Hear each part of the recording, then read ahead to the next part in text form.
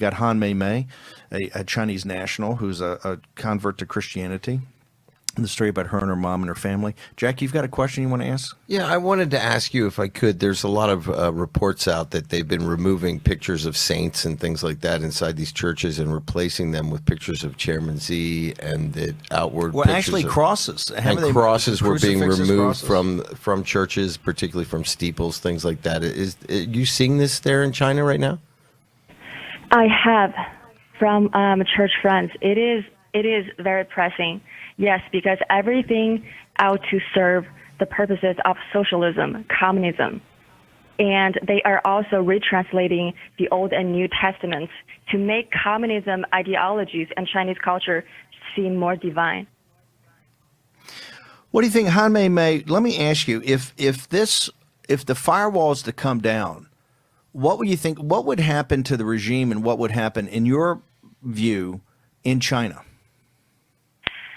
I think taking down the firewall will trigger an energy, hope, and faith transfer. It actually will reveal the power of truth. People finally have that chance they've been longing for to search truth on platforms like G News and GTV.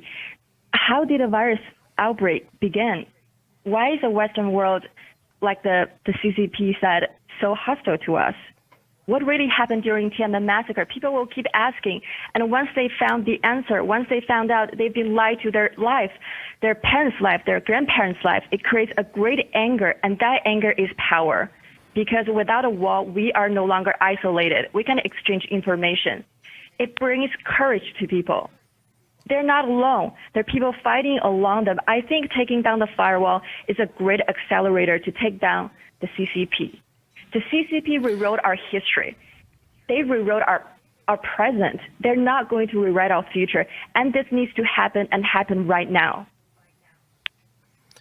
Han Mei Mei, before we lose you, we've got people already blowing up on Twitter. How do you think the American people can assist here? What would you ask? I know some of your relatives have gotten out to the United States and are very successful here. But how can the American people, how can the deplorables, particularly the people in the Trump movement and those Democrats, working class Democrats that listen to the show, what can the American people and what can our audience throughout the world do to assist the Chinese people in their freedom? I want our brothers and sisters to take a moment and just to feel how severe this condition is. Pearl Harbor attacked on one of our Sundays. The CCP virus sneak attacked 17 Sundays so far, and potentially a lot more. This time is a bioweapon. What could it be next time? This is not a Cold War to me. This is the last war. This is humanity against the CCP. We're all responsible for it. I just hope people like deplorables like me, or even billionaires, just know the CCP never hold up to their end, not even to their own people, not even to us. All acting is to serve their dictatorship. I'm just asking people to ask your state government and federal government to react to this pressing matter. There's a time for everything. Our time now is to tear down the firewall because it is the great accelerator to end this totalitarian regime. Thank you very much. Han Mei Mei, thank you very much for joining us with all the courage that you're exhibiting and doing this. I hope our prayers are with you and your family. Thank you very much. Thank you guys for your time. Wow. Wow. Moving. I mean, I'm tearing up. For real. It's unbelievable. Well, Han Mei Mei joins us today. Han, thank you very much for joining us on War Room Pandemic. It is an honor to be here. Thank you, Mr. Bannon, and the entire War Room team for fighting for the Americans, the Chinese, and the people who are suffering from all over the world. May I take a moment to give special thanks to Mr. Miles Guo? Sure. We love Miles as a fighter and the head of the whistleblower movement, among many other things. A quite controversial individual, but yes, go ahead and give Miles a shout out. Thank you very much. So Mr. Miles Guo started this whistleblower movement 3 years ago. He has been threatened, framed, blamed, and smeared for the past 3 years by the CCP. And it takes greatness, selflessness, and braveness to keep on fighting and caring for all Chinese people, all American people, and the people around the world. He has great love and he does not leave one behind. He holds the true Chinese virtues. He is born for this historic moment. He always delivers what he says. I thank him for fighting for our brothers and sisters in Hong Kong and Taiwan. This movement made us strong and have us united. It also equipped me with enough courage and hope to keep on fighting along with many brave brothers and sisters. I am proud to be part of it. Because of Mr. Mao's rule, I was finally able... Sorry. No, keep going. Keep going.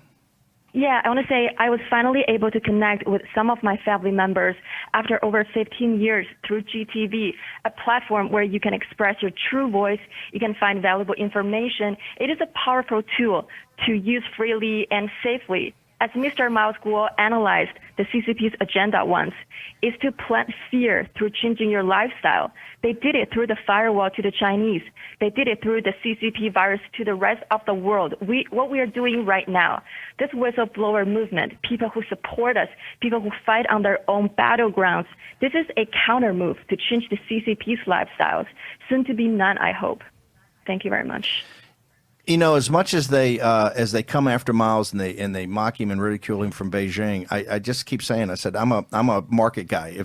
And I keep saying Miles Guo's been right on H&A, he's been right on all the money laundering, he's been right on all the corruption, he's been right on Hong Kong. He was right on this pandemic very early on, back in early December, early January, he goes, or mid-January, and we started getting ready for our annual Lunar New Year broadcast. He said, hey, this thing's going to be bad. This is going to be huge. That's what we started to focus. You know, Jack Maxey gave me a heads up on December 26th, but we really started to focus in early to mid-January about how big this was. And so Miles, and the people, I've gotten the hundreds of Chinese nationals over the last several weeks I've gotten to know personally that are coming forward now, this whistleblower movement. This is a big problem for the Chinese Communist Party. The Chinese people realize now their chance for freedom is now, that their chance is to actually reach out and to make contact with Western media, to make contact with Western authorities, and to actually tell the truth and to start to really, turn the guns back onto the Chinese Communist Party. Because remember, information warfare is one of their critical parts of warfare. It's both cyber and propaganda, and they are doing a tremendous job. So, Han Mei Mei, tell me about why is it, because the American audience is just coming to this issue now, why is the firewall so important for how they oppress the Chinese people, and why should it be a big deal or of any interest to the American people? Thank you.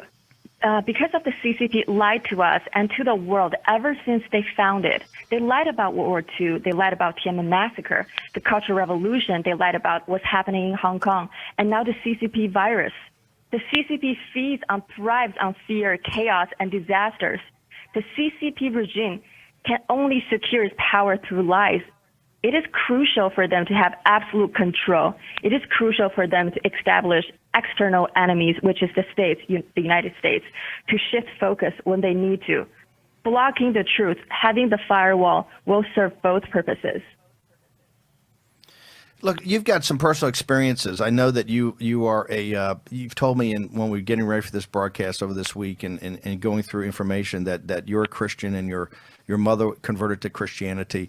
Walk us through some specific examples. If you're a person of faith, and that could be a Buddhist or a Falun Gong or one of the Uyghurs, but particularly the Christians, what is it like to be oppressed by the Chinese Communist Party?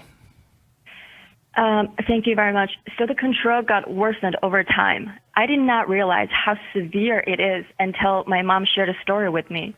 So when she was in China, she was taking her Master of Theology classes online from a U.S. university. One day, she heard someone was banging on the door, and it was a building manager. She had no idea what a building manager is, and he questioned my mom why she was accessing foreign websites and had English words coming out from her home. She was totally scared and froze there and confused of how they would know the lifetime details. And this building manager also gave my mom a warning saying, if this keeps happening, it could result in severe consequences. So we later found out the community is under what is called grid management. The CCP government assigns a task force to each community to spy and report you. We just felt we were left with no room to breathe. So let me get this right.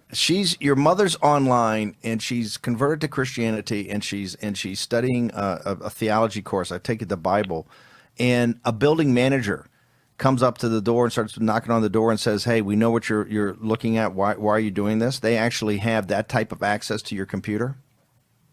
It appears to be that way, yes, because he said specifically, "Why are you accessing foreign websites?"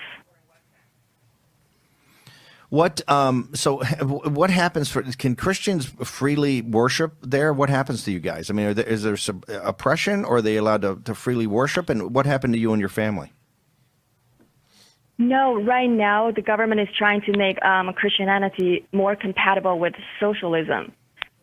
It is extremely hard to be a Christian in China right now because before then we go to secret churches and we have to move, month to month. One cannot even last for a few months longer. And for the government-approved church, there will be people standing around you to spy you in case they see anything suspicious, quote unquote. Let me ask you. You mean secret churches? You guys rotate around. The churches have to be secret. You can't go to the same building every week in worship. You've got to move it around. No, the secret church is actually hosted at homes. So we have to go to someone's homes, and it gets raided, and then we have to move on to the next one. No, it's not allowed to openly practice your religion. Well, why are they so afraid of young people? We've got about a minute. We're going to ask you to stay over through this break, but I don't understand, why is the regime so afraid of young people like yourself and others becoming Christians and actually worshiping collectively as Christians? Because the CCP can only secure its power through lies. And brainwashing people from a younger stage gave them a greater control. So in other words, there's no room for anything else except for what they teach you from a very early age. That's correct. As a matter of fact, I saw a video circulating just a couple days back. A second grader's parent was accusing the teacher of brainwashing his child. The teacher was saying, "Oh, you should be thankful to be here because of the CCP, not your parents." And the parents got furious. And that is what is happening right now, today, yesterday, tomorrow. This is pressing matter. So Han Mei Mei, I'm asking you to stay over. We're going to take a short commercial break here. Just hang on the line, and we'll be right back to you. I want to thank Han Mei Mei, telling us about the firewall and the oppression and suppression of the Christianity in China with the Chinese Communist Party.